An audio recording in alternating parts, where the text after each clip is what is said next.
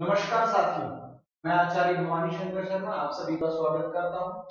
तो आइएगा हम आगे बढ़ते हैं और उसी क्रम को हम आगे बढ़ाते हैं जहां तक हमने देखा, हमने सीखा है। हमने अभी तक इको एनर्जी नाम का सूत्र देख लिया है और इको एनर्जी सूत्र को आगे बढ़ाते हैं। साथियों बढ़िया मेहनत कीजिएगा और बढ़िया तैयारी कीजिएगा, आप मेरे साथ शानदार तैयारी कर पाएंगे। तो ज्यादा आगे चलते हैं और इको एनर्जी सूत्र को हमने बखूबी क्लियर कर लिया था। अब एक बात ध्यान रखना, एक छोटी ट्रिक्स और बता देता हूँ, इसमें कुछ तरीके और बता देता हूँ। भाई हमने यण संधि पढ़ी, संधि के बारे में हमने परिचय देखा था, हम यण संधि पढ़ रहे थे। आपको वो सारी चीजें याद होनी चाहिए जो मैंने आपको बताई है। मैंने आप लोगों को संधि के बारे में बताया है, संधि नित्य कहाँ होती है उसके बारे में बताया है, संधि कहाँ विपक्ष में होती है। अर्थात कहने का तात्पर्य मेरा ये कि जो संधि करता है उस पर क्या डिपेंडेंसी रहती है, किस ऐसी स्थिति में संधि कर्ता पर डिपेंडेंसी रहेगी कि वो नित्य करे या नित्य करे, वो वाक्य की बात बताई। मैंने संधि के बारे में ये भी बताया था परम शनिकर्ष संहिता, मैंने संधि के बारे में ये भी बताया था मेलनम वर्णलोप या कहीं पर आदेश आगम व संधि कथ्यते, यह संधि है ना। तो ये सारी चीजें बताई थी मैंने, संहिता संज्ञा बताई थी आप लोगों को, है ना। हमने देखा था वैयाकरण सिद्धांत कौमुदी अनुसार यह संधि के प्रकार देखे, जो कितने प्रकार थे, 5 थे। और हमने लघु सिद्धांत कौमुदी के अनुसार देखे थे, वो कितने थे, 3 प्रकार। इसी प्रकार से हमने क्रम को आगे चलाया और सबसे पहले अत्संधि प्रकरण को प्रारंभ किया है। अत्संधि प्रकरण में हमने देखा कि इको एनर्जी नाम का एक सूत्र आता है जो यण संधि करता है। अब देखिएगा यहां पर मैं आपको एक तरीका और बता देता हूं कि अगर आप लोगों को संधि तुरंत पहचाननी है, एक ट्रिक और याद रख लेना, तुरंत पहचाननी है एक तरीका और याद रख लेना, 1/2 अक्षर होना चाहिए, यानी आ 2 अक्षर हो जाए। इससे पहले मिले ये 1/2, ये मिले 1/2 या व र ल, या व र ल से पहले 1/2 अक्षर मिल जाए, है ना। इनसे पहले जस्ट पहले 1/2 आधा अक्षर मिल जाए तो आप वहां पर यण संधि मान लीजिएगा। आप वहां पर कौन संधि मान लीजिएगा, यण संधि मान लीजिएगा निश्चितता के अनुसार, है ना। वहां यण संधि होगी अगर शब्द के मध्य में। ये कंडीशन कहाँ की होगी, मध्य की होती है प्राय। और आप समझ जाएंगे, आप तैयारी करने वाले विद्यार्थी हैं कि कहाँ मिलेगा, क्योंकि ट्रिक का औचित्य समझना होता है कि आप वहां पर कहाँ पर अप्लाई करें, ये जरूर ध्यान रखिएगा। तो ये जो स्थिति है आपको मिलेगी, जैसे मैं आपके सामने उदाहरण लिखा, मैंने कहा शुद्धोपश्य, मैंने आपके सामने उदाहरण लिखा शुद्धोपश्य। अब ऐसी स्थिति में आप देखेंगे यह और आधा ध, आपने नियम भी पढ़ रखा है तो आप इसका विच्छेदित रूप करके देखेंगे। आप देखेंगे यह को ई में बदला जाता है, ई ध को दे देंगे तो शुद्धि प्लस उपश्य, और यह से पहले आधा अक्षर। ये 2-3 बातें आपके दिमाग में घूमेंगी तो तुरंत ये कहने का तात्पर्य, उदाहरण करने का मतलब आपको 1 सेकंड का समय होगा, 1 सेकंड में आप तुरंत कर पाएंगे, आपका दिमाग 1 सेकंड में उत्तर देगा, ये जरूर ध्यान रखिएगा। तो आपको समय बखूबी मिलेगा अगर आपने संस्कृत को बढ़िया लेवल पर पढ़ा है किसी व्यक्ति विशेष से, तो आपको निश्चित तौर पर वह एक सावधानी रहेगी कि हाँ, हम कॉन्फिडेंस रहेगा आप लोगों में कि हमने बखूबी अच्छा पढ़ा है, हमें कोई भी उदाहरण दे दीजिएगा हम उत्तर सही करके आएंगे। तो शुद्धोपश्य में आपने तुरंत देखा यह से पहले आधा अक्षर दिख रहा है और आपने यहाँ पर कौन सी संधि कर दी, यण संधि कर दी। कौन संधि कर दी, यण संधि कर दी। पर एक छोटी सी दिक्कत है, सर दिक्कत क्या है इसको भी समझाइएगा। एक नोट थोड़ा सा ध्यान रखना, NOT नोट, नोट क्या ध्यान रखना, अगर कहीं पर स्व उपसर्ग मिल रहा है, किसी भी उदाहरण में कौन सा उपसर्ग मिल रहा है, स्व उपसर्ग, वैसे ही उपसर्ग की श्रेणी में आता है, न कि उन 21 या 21 उपसर्गों में, है ना।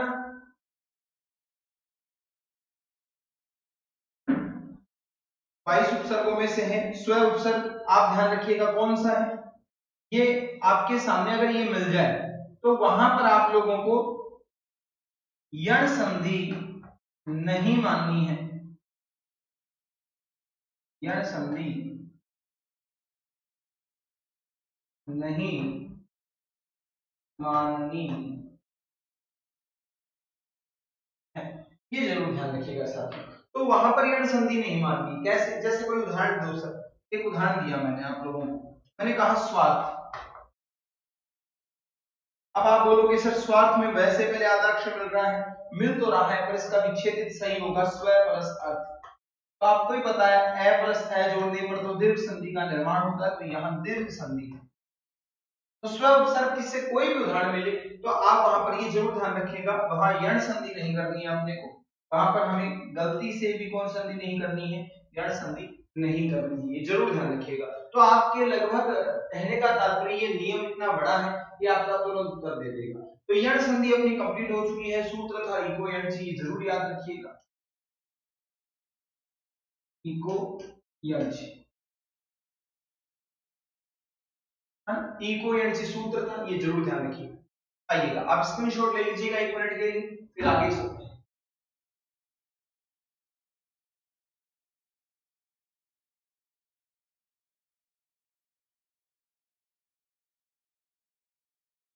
आइए आगे चलते हैं।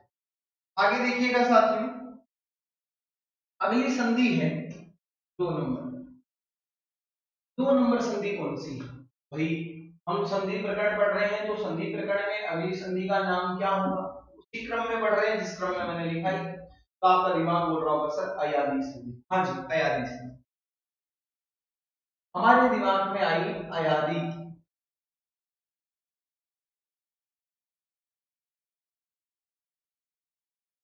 अयादी संधि क्या कहती है, आओ देखेंगे। अयादी संधि के लिए पाणिनि ने कौन से सूत्र का प्रयोग किया, ये भी देखेंगे।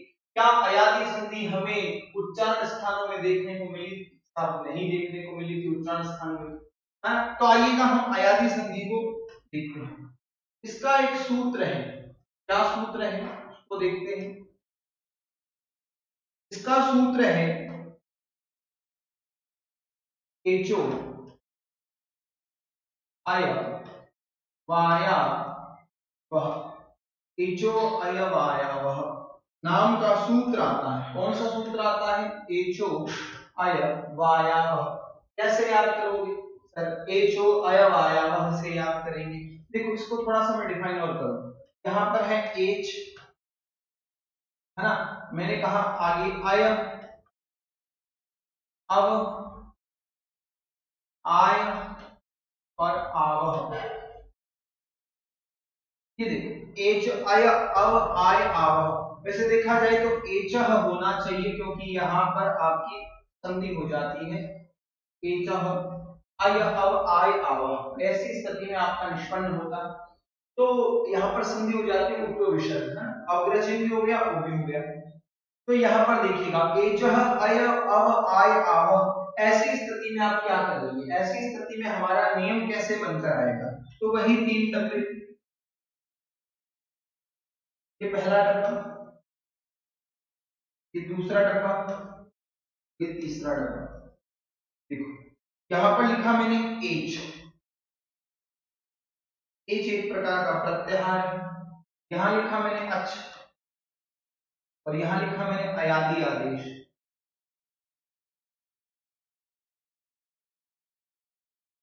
अयादी,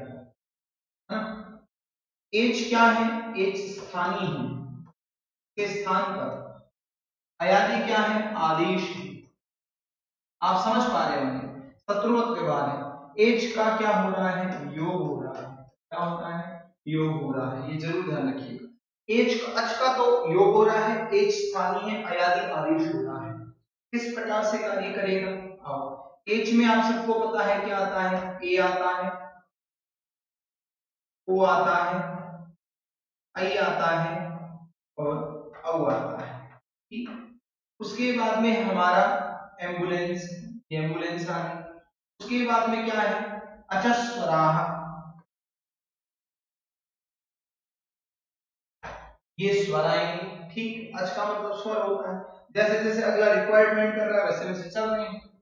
तो ए के स्थान पर क्या होगा? अयादी। ओ के स्थान पर अयादी क्या होगा? आई के स्थान पर अयादी क्या होगा? और औ के स्थान पर अयादी क्या होगा? यही कंडीशन आपको देखनी है। तो इनके स्थान पर क्या होगा, आओ देखते हैं। तो हम क्या करेंगे, अब देखो ए है 1 नंबर, तो यहाँ पर एक नंबर क्या है, आई, ये ले लिया आई। आगे ओ है तो औ, ये लो औ। यहाँ पर आई है तो क्या करेंगे, बड़ा वाला आ, आय।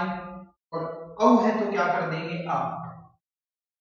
क्या सर यहाँ पर उच्चारण स्थान का योगदान है क्या, है सर। ए का आधा उच्चारण स्थल आप देखिए तो ए ई से बनता है, ई का उच्चारण स्थल तालु होता है, यह का उच्चारण स्थल तालु। ओ ओष्ठ होता है, व दंतोष्ठ होता है। आई तालु है, यह तालु है। औ ओष्ठ है, व ओष्ठ है। अर्थात आपको समझ में आ रही है कि कहीं ना कहीं बात रिलेटेड तो है उच्चारण स्थान से भी। तो इसका मतलब पाणिनि ने निश्चितता है कि उच्चारण स्थान से बनाए हैं। अब देखो ध्यान में रखा है, स्थानीय हो गया, आदेश हो गया, योग हो गया, स्वरों का नियम बनकर तैयार हो गया, इससे बात कुछ नहीं पड़ना, नियम भी याद हो जाएगा। तो आइएगा हम यहाँ पर देखते हैं एचो अयवायावह सूत्र जो है वह कैसे कार्य करेगा, किस प्रकार करेगा। इससे पहले कि आप लोग इसको एक बार याद कर ले, क्या बोलेंगे, बोलो एचो अयवायावह या एजह अयवायावह। सूत्र को बोलने की चेष्टा करो सारे। एचो अयवायावह अर्थात कितने भागों में बांटा, 3 भागों में। पहला कौन सा है, एच, दूसरा अच, तीसरा अयादि आदेश, है ना। स्थानीय है एच, इसके स्थान पर आदेश अर्थात शत्रुवत व्यवहार होगा, अर्थात इनको तो भगा देंगे और इनको ला लाकर इनके क्रमशः बैठा देंगे, है ना। और कब होगा ये आदेश, जब इनके आगे स्वर होने चाहिए। स्वर आप जानते हैं 9 स्वर है, तो आप ये जरूर ध्यान रखिएगा, 21-22 स्वर भी ध्यान रखिएगा, परंतु इसमें से प्लुत के उदाहरण कभी भी देखने को नहीं मिलेंगे, प्लुत के उदाहरण कभी भी आपको देखने को नहीं मिलेंगे। तो ऐसी स्थितियां आपके सामने आई, अब आप उदाहरण करने के लिए प्रिपेयर हैं, आप अच्छे से उदाहरण कर सकते हैं। तो आइएगा हम उदाहरण करके देखें। जैसे देखिएगा मित्रों, हमारे सामने उदाहरण आया पौ प्लस अकह, एक उदाहरण आया पौ प्लस अकह। हमें कुछ नहीं देखना है, यहाँ पर किसकी मात्रा है, औ की मात्रा है, ठीक। इस औ की मात्रा को हमें क्या करना है सर, हमें औ की मात्रा को आदेश कर देना है। कौन सा आदेश करोगे, आदेश, ठीक। ये तो हो गया आदेश, ये हो गया स्थानीय, ये हो गया आदेश, और इसका हो गया योग। तो उदाहरण निष्पन्न होकर क्या आएगा, अब आप देखोगे तो पैर में औ की मात्रा निकली, औ के स्थान पर कौन आ गया आपका आ, और बाद में कौन बचा है सर, अकह, अकह। ये केवल 1-2 उदाहरण आप इस प्रकार से देखेंगे, इस प्रकार से लिख कर रखेंगे, तो आपको कभी भी दिक्कत नहीं आएगी ऑपरेशन करते समय, ये दिमाग में हो जाएंगे सारे। तो उदाहरण निष्पन्न होकर क्या बनेगा, पा व कह, शब्द बन गया पावकह, और पावकह शब्द में संधि कौन सी है, पावकह शब्द में आपकी संधि है अयागी संधि।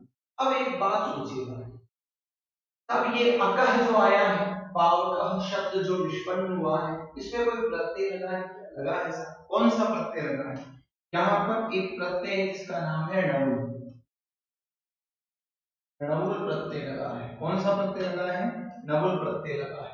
सर णउल प्रत्यय क्या करता है, णउल प्रत्यय तीनों लिंगों में उदाहरण बनाता है, पुल्लिंग में भी, स्त्रीलिंग में भी और नपुंसक लिंग में भी। सर कैसे पता चलता है कि प्रत्यय है, उसमें हिंट मिलते हैं। अकह हिंट रहता है पुल्लिंग का, इका हिंट रहता है स्त्रीलिंग का, और नपुंसक लिंग का रहता है अकम। अगर किसी भी शब्द के अंत में अकह, इका, अकम लिखे तो आप कंफर्मेशन कर लेना नवुल प्रत्यय। और नवुल प्रत्यय एक प्रकार का कृत प्रत्यय है। कौन सा प्रत्यय है, कृत प्रत्यय। कृत प्रत्यय का तात्पर्य क्या होता है, जो कि धातुओं के साथ लगता है। किसके साथ लगता है, धातुओं के साथ लगता है कृत प्रत्यय। ध्यान रखना, नवुल प्रत्यय होता है वहां वृद्धि भी होती है, क्या होती है, आदि वृद्धि भी होती है। इस उदाहरण को मैं और भी समझाऊंगा, आदि वृद्धि होती है ना, यहाँ पर ध्यान रखना आदि वृद्धि होती है, ठीक है। आदि वृद्धि क्या होती है, देखो यहाँ पर आपको औ दिख रहा है ना, ये औ आदि वृद्धि का है। कैसे सर, कैसे पता चला, नियम तो यहाँ पर लगा, यहाँ पर मूल धातु जो थी ना, मूल धातु पुण्य धातु थी, और यहाँ णबुल प्रत्यय हुआ। हलंत्यम से यह किस संज्ञा हो गई, ठीक। और णबुल का जो शेष रहता है, णबुल का जो शेष रहता है वो शेष क्या रहता है, अक शेष रहता है। ये सारी चीजें आपके दिमाग में होनी चाहिए, ठीक। तो यहाँ णबुल का क्या शेष रहा, अक शेष रहा, ठीक है।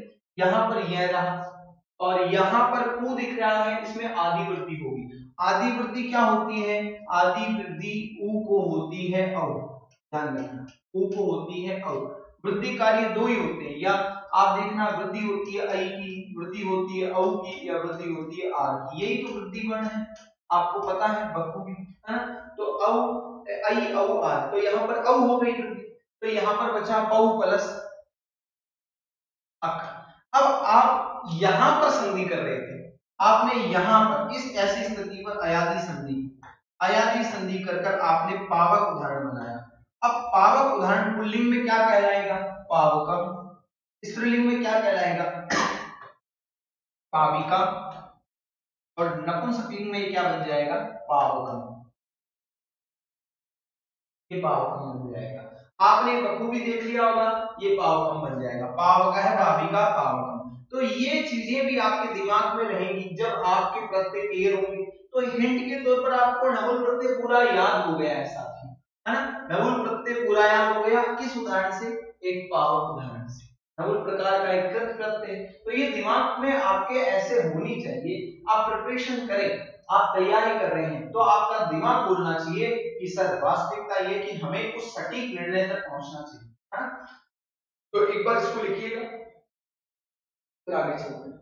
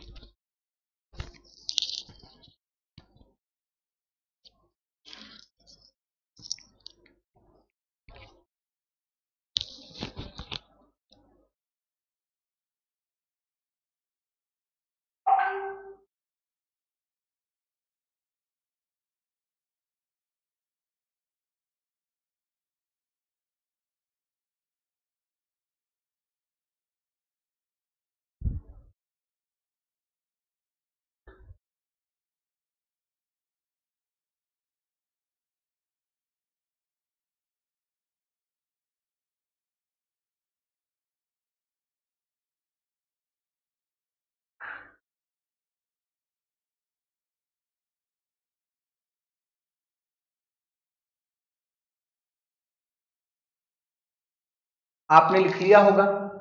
अब आप कुछ उदाहरण करके देखिएगा। आपके सामने मैं लिखता हूं, नई प्लस अकह,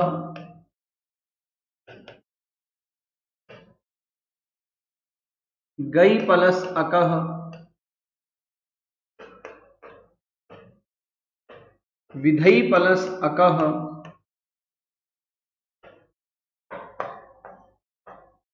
विधई प्लस इका,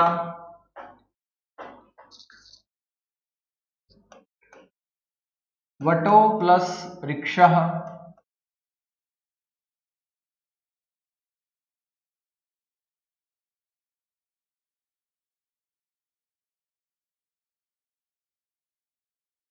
चई प्लस अकह, दई प्लस अकह,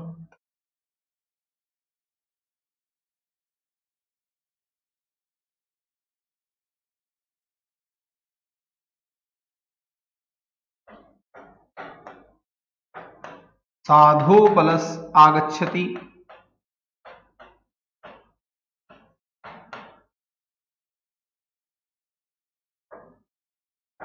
भो प्लस अनम। बनाइएगा।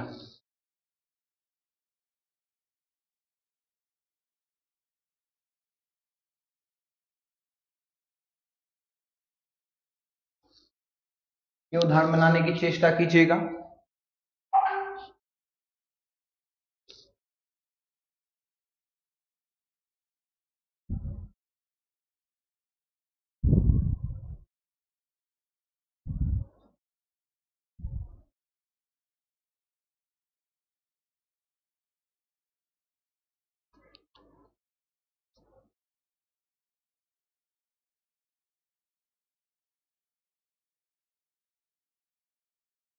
बनाइएगा, बना लिया होगा आपने, आशा करता हूं।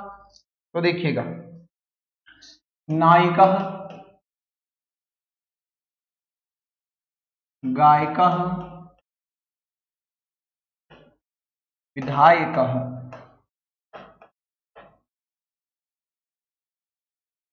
विधायिका।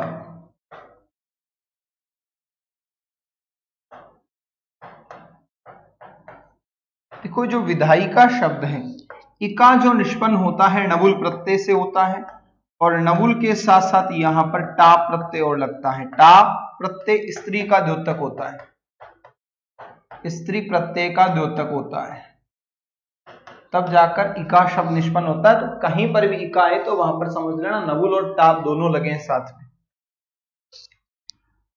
वटोवृक्ष, वट वृक्ष, चे प्लस अकह, चायकः, दई प्लस अकह, दायकः। उसी क्रम में चलना है और कुछ नहीं करना। साधवा गच्छति,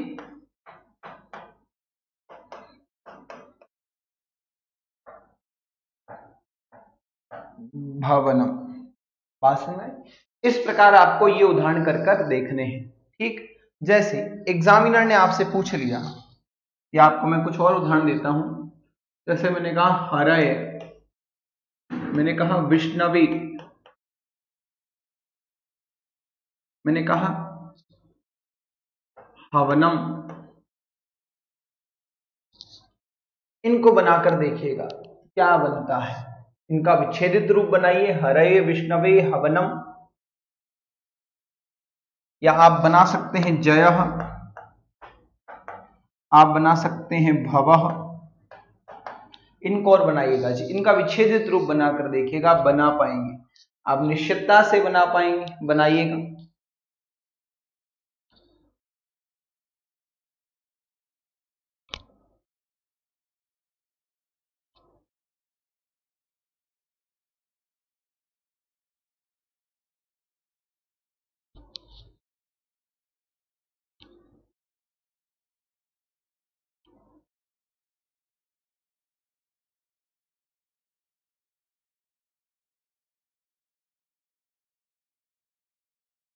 आशा करता हूं बना लिया होगा।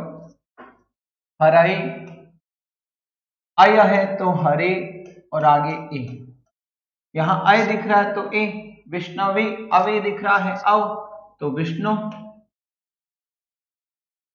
प्लस विष्णवे, हवनम हो प्लस अनम। कितना सिंपल है। जयः, जे प्लस अह, और भवः भो प्लस अह। ये निष्पन्न हो गया। वास्तव में अनम, एक बात और ध्यान रखना, अगर किसी शब्द के अंत में, किसी भी शब्द के अंत में अनम या अणम, अर्थात यहां प्रत्यय है ल्युट प्रत्यय, आपने जो व्याकरणम शब्द में किया था। अब ल्युट प्रत्यय का क्या उद्देश्य होता है? ल्युट प्रत्यय का उद्देश्य यही होता है कि जिस शब्द के अंत में अनम या अणम दिखाई दे, अनम या अणम दिखाई दे, वहां ल्युट प्रत्यय होता है। और ल्युट प्रत्यय हमेशा नपुंसकलिंग में होता है, इसीलिए नपुंसकलिंग का ही बनेगा उदाहरण। भवनम ही होता, हवनम ही होता है, भवनम ही होता है, इसलिए नपुंसकलिंग का उदाहरण बनेगा। ल्युट प्रत्यांत है, अनम या अणम ध्वनि दिखाई देगी, नपुंसकलिंग। ये जरूर ध्यान रखिएगा, नपुंसकलिंग होगा, ये जरूर ध्यान रखिएगा, है ना। ल्युट का तात्पर्य अनम या अणम। ठीक है, तो ये आपके दिमाग में बैठनी चाहिए बात बढ़िया तरीके से। आइएगा आगे चलते हैं। अब हम आगे चलते हैं। अब सर आपने अयादी संधि और यण संधि याद करवा दी, इसके बारे में कुछ और बताओ। इसके बारे में ट्रिक बताता हूं। ट्रिक है झाला देना। क्या देना? झाला देना। झाला देना। गुरुजी आ कौन सी ट्रिक हुई? अब बहुत बड़ी ट्रिक हुई। अब था समझ पा रहे हैं, आ जाओ। तो ये झाला देना का मतलब गुरुजी, अर्थात अगर किसी भी शब्द के मध्य अय, अव, ऑय और आव आ जाए, अर्थात ये सारे जो आपके सामने शब्द दिख रहे हैं ये झाला देते हैं। झाला देने का मतलब ऐसे झाला देना, अय, अव, ऑय, आव अर्थात अजारे। तो अय, अव, आय, आव जो आपके समक्ष हैं, अगर ये शब्द में आपको बुला रहे हैं, झाला दे रहे हैं, तो ये समझ लेना अयादी संधि हो सकती है और कोई नहीं होगा। ये आपको अयादी संधि बुला रही है कि मैं हूं यहां और आप इस उत्तर को सही मान ले में, तो यही बात आपको ध्यान रखनी है। वहां पर संधि कौन सी हो जाएगी? निश्चितता अयादी की हो जाएगी। निश्चितता अयादी संधि हो जाएगी। जैसे मैंने आप लोगों के सामने एक उदाहरण प्रस्तुत करने की चेष्टा की, वह उदाहरण है जैसे मैंने कहा नाविकः, मैंने कहा गायिका, मैंने कहा चयनम। अब आप यहां देखेंगे साथियों, यहां देखेंगे तो आपको आराम से ध्वनि सुनाई देगी आव, थे बोलोगा कोनियाऊ, अठ बोलोगा आय, थे पाछा बोलोगा कोनियाऊ, अठ बोलोगा अय, थे कौन बोलोगा। अरे थन जानो है, बुलारी है, बुलाती है मगर जाने का नहीं। वो शेर वहां काम आता है जहां आप जाते हो, यहां आपको जाना है। तो आव, आय, अय, ये जो आपके समक्ष बातें दिख रही हैं, आपको वहां जाकर देखना है अयादी है या नहीं। अयादी है तो ये जरूर ध्यान रखना है, अयादी संधि निश्चितता है साथियों। तो आप इस निश्चितता को बड़े रूप से समझिएगा और आराम से इसको झाला देने का अर्थ समझिएगा। तो लिख लो साथियों इसको, ट्रिक झाला देना। अगर किसी को ऐसे याद नहीं रहे सूत्र तो झाला दे देना, अपना काम हो जाएगा।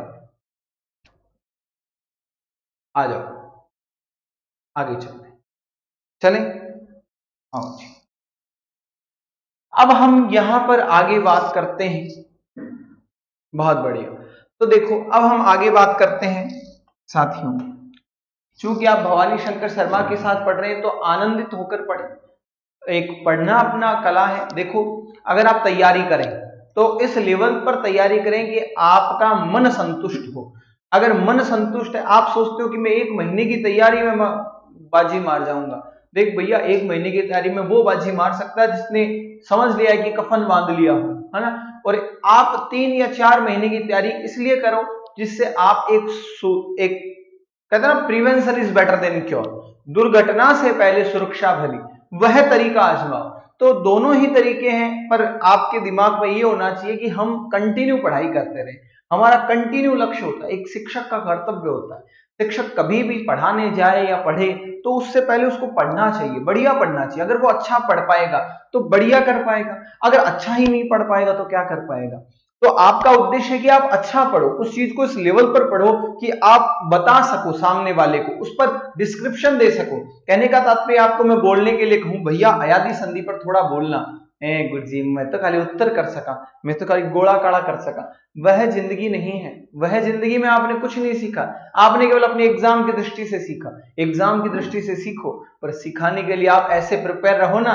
क्या दिक्कत है, आप 1 महीने पहले तैयारी कर लो, आप 2 महीने पहले इतनी अच्छी तैयारी कर लो कि आपको बोलने का वक्तव्य हो। आप कहीं पर भी जाए तो लगे कि वास्तव में एक टीचर आया है। ऐसा नहीं हो कि अब बहुत सारे टीचर्स आपको मिलेंगे ऐसे जिनके उच्चारण तक शुद्ध नहीं होता, पर चाल रहे काम चाल वाले। आप ऐसे टीचर बन के जाइए संस्कृत भाषा के जिसमें आपको एक अच्छा लगे, है ना। सरल भाषा संस्कृता अस्ति वा, सरला भाषा संस्कृता, है ना, ये जरूर ध्यान रखिएगा। आगे चलिएगा, अयादी संधि के बाद में क्या करें? तीसरी संधि लाओ गुरुजी, ये लो तीसरी संधि। कौन सी है? गुण संधि।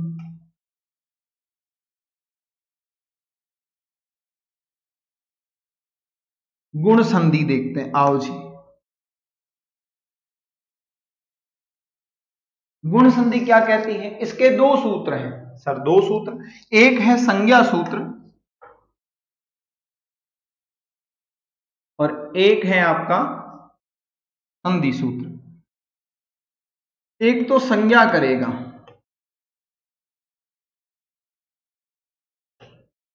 एक करेगा संधि। इसको विधि सूत्र या विधान सूत्र भी कहते हैं, यानी संधि विधि का मतलब कार्य करना, कानून बनाना। ये नियम बनाएगा और ये दर्शाएगा, ये अंकित करेगा, ये संकेत देगा, ये बनाएगा। अब संज्ञा सूत्र कौन सा है? संज्ञा सूत्र है अदेंग गुण।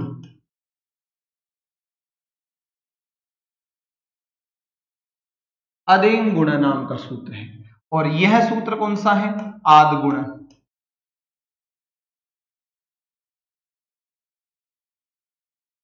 आद गुण, अदेंग गुण और एक है आद गुण। आद वाला विधान करता है, ध्यान रखना, आद वाला संधि करता, आद वाला विधान करता है ना। अदेंग गुण संज्ञा करता। इसमें बहुत बार कंफ्यूजन हो जाता है साथियों, आद गुण संज्ञा करवा देते हो और ये संधि करवा देते हो। एग्जामिनर इसी का फायदा उठाता है और बखूबी प्रश्न पूछता है, सीधा सा पूछ लेता है संज्ञा सूत्र, गुण संधि संज्ञा सूत्र या गुण संज्ञा सूत्र कह अस्ति वा कौन सा है, तो वहां पर आपको उत्तर आद गुण नहीं करना है, वहां अदेंग गुण करना है। और आपको संधि या विधान सूत्र पूछ ले गुण संधि का, तो आप आद गुण सूत्र करके आइएगा। अब वही होता क्या है, ये अदेंग गुण किसकी गुण संज्ञा करता है? ये गुण संज्ञा करता है, आप ये जरूर ध्यान रखिएगा, अ, ए, ओ, अर, ये गुण संज्ञा की है, ध्यान रखिएगा, ये गुण संज्ञा की है। ए, ओ, अर तो मूल रूप से गुण संज्ञक है ना। आइएगा यहां पर नियम क्या बन के आता है। अब संधि कैसे होगी, ये संधि का दूसरा प्रकार। 3 डब्बे अपने पास जिंदगी में, ये तीनों डब्बे दिमाग में रखने, बताने नहीं है किसी को। भाई यहां पर देखें तो हम देखेंगे, मैंने लिखा अथ, ये स्थानीय है। मैंने कहा आप लोगों के सामने इक, और मैंने कहा आपके सामने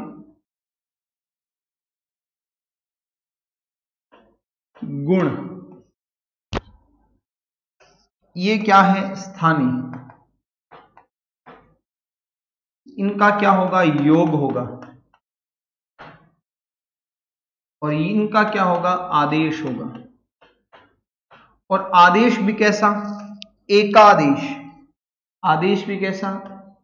एकादेश। एकादेश, आदेश समूह पर भी हो सकता है, समुदाय पर भी हो सकता है, ये समुदाय पर होगा, समुदाय पर एकादेश होगा, अर्थात 2 वर्णों की स्थितियों पर एकादेश होगा, ये जरूर ध्यान रखिएगा, है ना। तो आओ कैसे होगा, जैसे मैं अत की बात करूं तो अत से तात्पर्य आप लोगे ए या आ से। आप उसके बाद में एम्बुलेंस लेके आओगे, लाओगे, जाओगे कहां?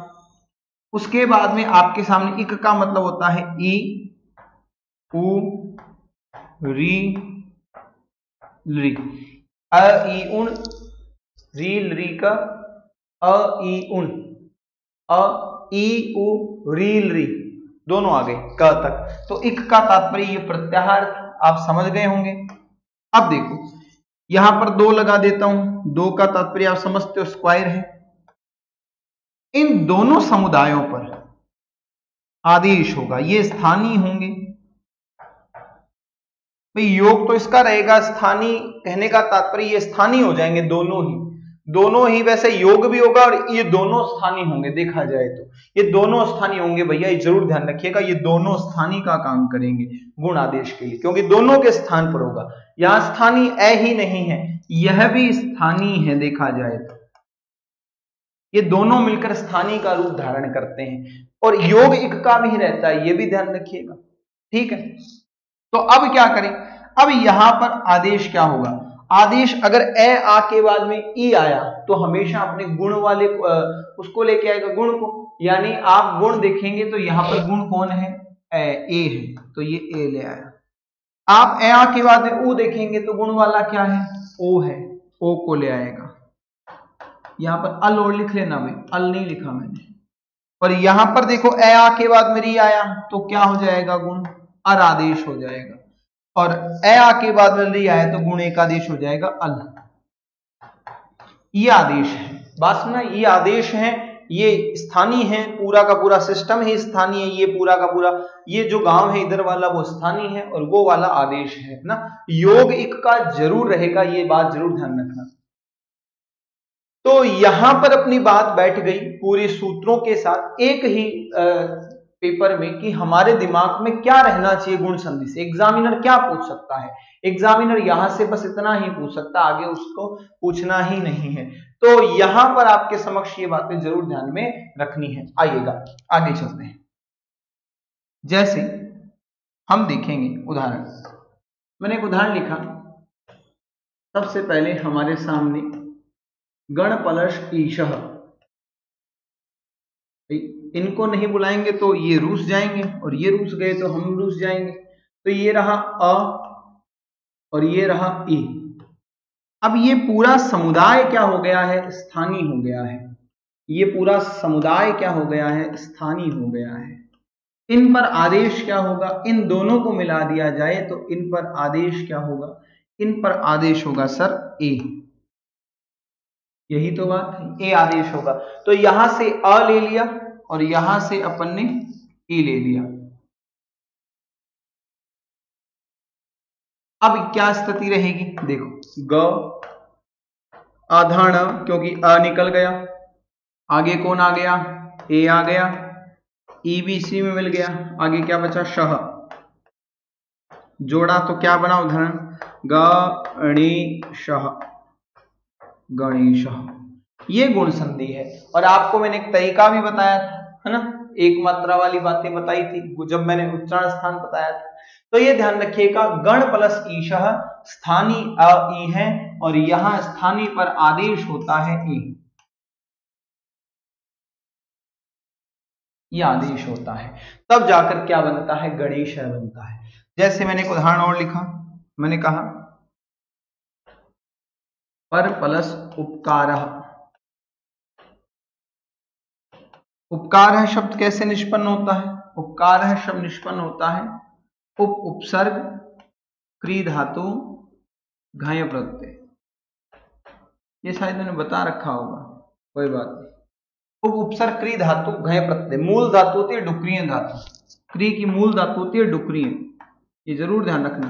डुक्रिय से क्री धातु शेष रहती है, ये जरूर ध्यान रखना। डू की संज्ञा आदिरी टू डबल से और यह की संज्ञा हलंत्यम से, तब जाकर शेष रहती है क्री धातु। क्री धातु हमेशा करण अर्थ में लगती है, ध्यान रखना। तो पर प्लस उपकार में क्या कंडीशन है, यही कंडीशन है सर। यहां पर देखेंगे तो यहां से लिया अ, आगे लिया उ, इन दोनों को मिलाया तो क्या बना ओ। तो ये तो हो गया आदेश और ये हो गए स्थानीय। ठीक, क्या स्थिति बनेगी, प आदो रे और आ के स्थान पर ओ और बाद में कहीं है पकारा, जोड़ दो भाई, क्या बनेगा, परोपकार। ये परोपकार शब्द निष्पन्न हुआ। संधि कौन सी हुई, संधि हुई अपनी गुण संधि। संधि कौन सी होगी साथियों, गुण संधि। तो इस प्रकार से ये निष्पन्न उदाहरण हुआ आप लोगों के सामने। तो आप इस देखिएगा, गुण संधि है, संज्ञा सूत्र है अधिंग गुण, अ ए ओ अर अल यहां गुण संज्ञक होते हैं। संधि विधान सूत्र है आद गुण, जो कि क्या करता है, गुण संधि करता है। अत इक गुण, अत एक स्थानीय है और इक भी एक प्रकार का स्थानीय है, इक का योग भी रहता है और इनके स्थान पर गुण एक आदेश होता है। ए आके बाद में ई कोई सा भी आ जाए तो ए आदेश होगा, ए आके बाद में उ कोई सा भी आ जाए तो ओ आदेश होगा, ए आके बाद में री कोई सा भी आ जाए तो अर आदेश होगा, ली आ गया तो अल आदेश होगा। चलो आगे उदाहरण और देखते हैं। जैसे मैंने कहा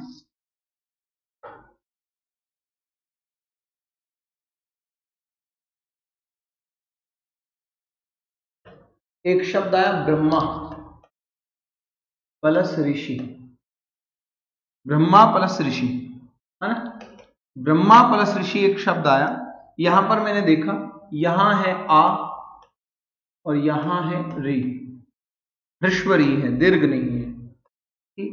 ब्रह्मा प्लस ऋषि, यहां पर आ है और री है, ध्यान रखिएगा। अब यहां पर देखें तो आ और री को क्या करें, आ और ऋषि, आ और री को हम देखें तो यहां पर दोनों को आदेश होगा क्योंकि ये स्थानीय है, और यहां बन जाएगा दोनों को मिलाकर अर। ये अर क्या हो गया, आदेश हो गया, आदेश हो गए, कोई दिक्कत नहीं। अब उदाहरण बनेगा ब्रह्म, और आगे क्या आ गया अर, और आगे क्या आ गया शीही। अब जोड़ो जी, जोड़ोगे तो क्या बनेगा, ब्र का ब्र, ये आ मिल गया तो ब्रह्म बन गया, रे कहां चला जाएगा ऊपर, तो क्या बन जाएगा ब्रह्मर्षि। संधि कौन सी होगी साथियों, संधि हो गई गुण संधि, ये गुण संधि निष्पन्न होगी। बात समझ आ रही। इसी प्रकार से एक उदाहरण और मैंने कहा तो प्लस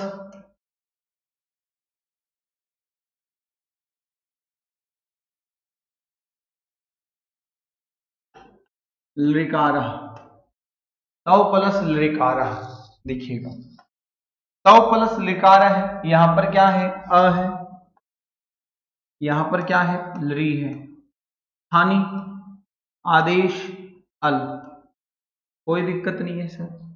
आगे देखो क्या होगा, आगे यहां पर देखेंगे त व हलंत हो गया, आगे अ और री को मिलाकर क्या कर दिया सर अल कर दिया, और अल करने के बाद में यहां स्थिति जो बन के आएगी वो बनेगी कारह। अब जोड़ोगे तो क्या बन जाएगा, अब उदाहरण निष्पन्न होगा तवलकारः, तवलकारः, तवलकारः शब्दम निष्पन्नम, तो तवलकारः शब्द निष्पन्न हुआ, और यहां भी संधि कौन सी मानी जाएगी मित्रों, गुण संधि, गुण संधि, यह गुण संधि मानी जाएगी, है ना, यह गुण संधि मानी जाएगी। तो आप लोगों के सामने है, एक बार राइट डाउन कर लीजिएगा।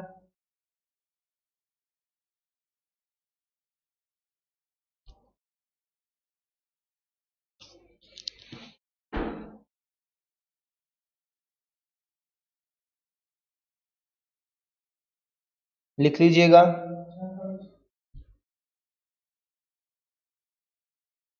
हाँ जी,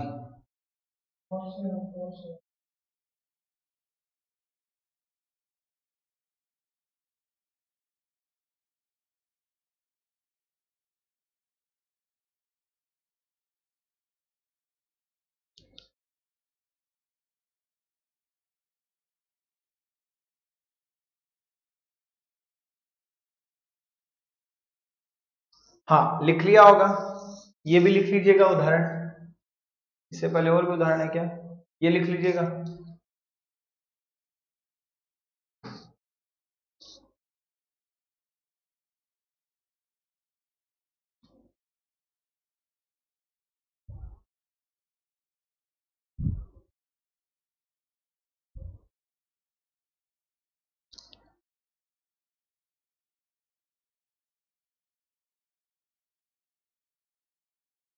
ये लिख लीजिएगा, ब्रह्मा प्लस ऋषि ब्रह्मर्षि बनेगा।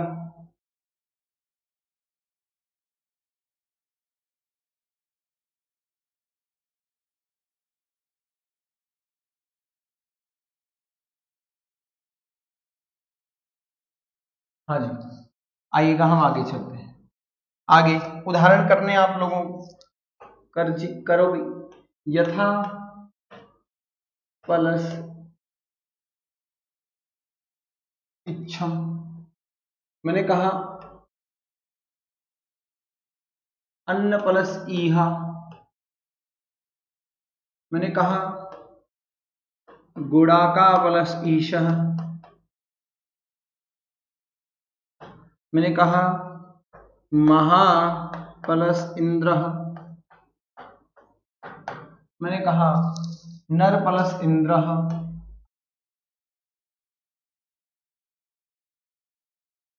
मैंने कहा महा प्लस ऊषरः, मैंने कहा कृष्ण प्लस रिधि, कृष्णा प्लस रिधि। मैंने कहा ग्रीष्म प्लस ऋतु, ग्रीष्म प्लस ऋतु। मैंने कहा शरद प्लस ऋतु। मैंने कहा तथा प्लस ऋकारः। बनाइएगा जी कुछ। मैंने कहा यथा प्लस ऋकारः, दोनों बना लीजिए। चेष्टा कीजिएगा जी बनाने की।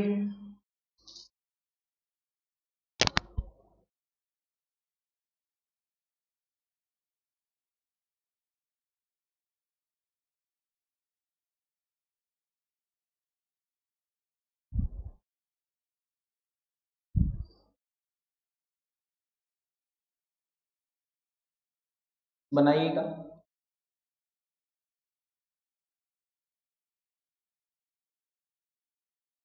यथा प्लस इच्छम, अन्न प्लस ईहा, गुड़ाका प्लस ईशः, महा प्लस इंद्रः, यथा प्लस ऋकारः, नर प्लस इंद्रः, महा प्लस ऊषरः, कृष्ण प्लस रिधि, ग्रीष्म प्लस ऋतु, शरद प्लस ऋतु तथा प्लस। देखिएगा क्या क्या बनेगा। यथेच्छम,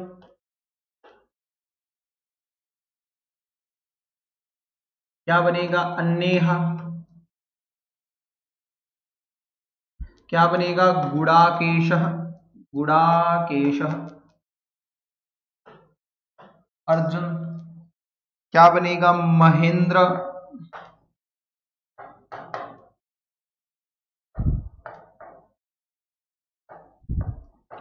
यथलकारः, नरेंद्रः, महोशरः। चाहे कैसा भी उदाहरण हो, उदाहरण कभी हार्ड हो ही नहीं सकता क्योंकि नियम डिपेंड करता है और कुछ नहीं है। कृष्ण नदी के 108 रूप बनते हैं वैसे देखा जाए तो, पर आपकी यहां तक ही काम में लेना।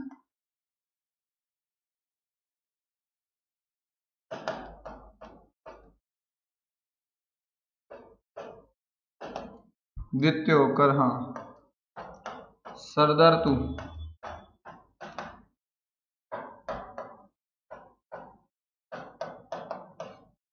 तथलकार है। देख लो, ये आप पर डिपेंड करें और आपके अनुसार ये बने हैं साथियों। तो आप इसी प्रकार कोशिश करते रहिए, मेहनत करते रहिए और बिल्कुल भी टेंशन ना लीजिएगा, तैयारी करते रहिए। जैसे आज की अपनी क्लास यहाँ तक गुण संधि तक पहुंची है, तो आप बढ़िया मेहनत करोगे तो बढ़िया फल मिलेगा जी, कोई दिक्कत की बात नहीं है। तो अच्छी तैयारी करनी है अपने को और बढ़िया मेहनत करनी है, डरने की आवश्यकता नहीं कदापि, है ना। तो मैं आचार्य भवानी शंकर शर्मा अब आपसे विदा लेता हूं। मेरे विद्यार्थियों, बढ़िया पढ़िएगा और रात दिन एक कर दीजिएगा। और एक बात ध्यान रखिएगा, संस्कृत भाषा जब भी आप पढ़ें तो आप, मेरा कहना, क्योंकि मेरे विद्यार्थी मैं उसी प्रकार चलाना चाहूंगा कि वो अच्छा चल पाए, तो आप 4 से हमेशा 6 बजे तक संस्कृत भाषा को पढ़िएगा। आप संस्कृत भाषा हमेशा 4 से 6 पढ़े। अपना साहित्य भाग भी आएगा, अपन जो मिलकर तैयारी कर रहे हैं उसमें आपको निश्चित तौर पर सफलता ही हासिल होगी, इसके अलावा कुछ हासिल नहीं होगा, क्योंकि हारे हुए तो हम पहले से ही हैं, हमारे पास बचा केवल जीतना है। तो आज के लिए इतना ही। आज के आनंद की जय हो और बोल बालाजी महाराज की जय हो। धन्यवाद साथियों, आज के लिए इतना ही। धन्यवाद।